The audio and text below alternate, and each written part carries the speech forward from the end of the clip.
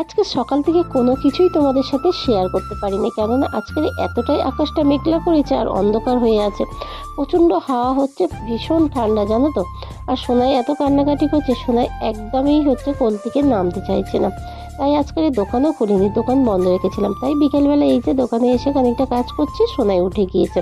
আবার সোনাইকে নিয়ে আজকে সোনাই সারাদিন অনেকটাই বিরক্ত করছে। সোনাইকে নিয়ে আবার একটুখানি এদিক ওদিক ঘুরে সোনাইকে ঘুম পাড়িয়ে দিয়েছি, দিয়ে কিন্তু এই যে সন্ধ্যা হয়ে গিয়েছে। এখন যেহেতু ছোটোবেলা, এদিকে ওদিক করতে করতেই সন্ধ্যা হয়ে যায়।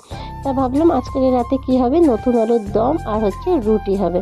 তাই এই যে মা আটাটা মাখিয়ে রেখেছিল, সেগুলোকে এই যে রুটি বানিয়ে নেব। আর এদিকে নতুন আলুর দমটা আমি নিরামিষ করব, কিভাবে করি সেটাই তোমাদের সাথে আজকে শেয়ার করব।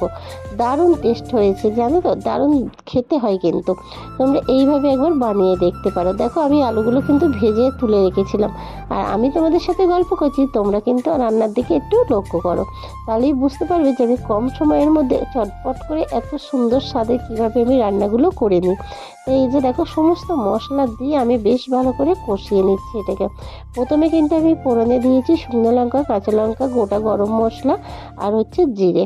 দেখো আমার এই যে আলুর দমটার বলক চলে এসেছে যখন, তখন কিন্তু আমি একটু ধনেপাতা দিয়ে দিলাম। এখন কিন্তু এই পাতাটা তো বেশি ভালো লাগে, তাই না, শীতের সময়। আর এদিকে বড়মশাইয়ের অর্ডার চলে এলো, একটু কি চা পাবো না, তাই এই যে বড়মশাইকে চা দিয়ে দিচ্ছি। আমার দাদা আর একটা বড়মশাই এই যে কাজ করছে।